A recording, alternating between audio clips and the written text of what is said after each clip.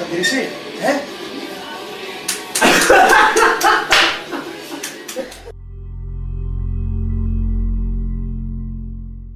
Δηλαδή, δεν μπορώ να κοιμηθώ με φως, με ενοχλεί το φως στο δωμάτιο, αλλά δεν μπορώ να είναι και πίθεση στο σκοτάδι, δηλαδή, ξέρεις, άμα δεν βλέπω, δεν μπορώ.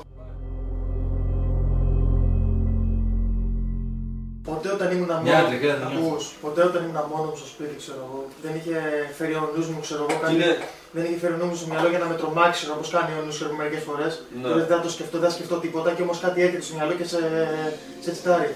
Ποτέ δεν μου έχει φέρει δολοφόνο στο μυαλό. Πάντως σου φαίνεται σε ένα πνεύματα και τέτοια. Ναι, αυτά δηλαδή με τρελαίνουν.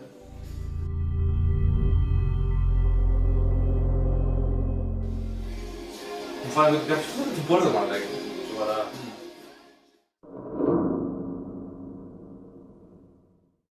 Αν κοιτάξεις αυτό. Τι είναι αυτό, ρε μαλάκα!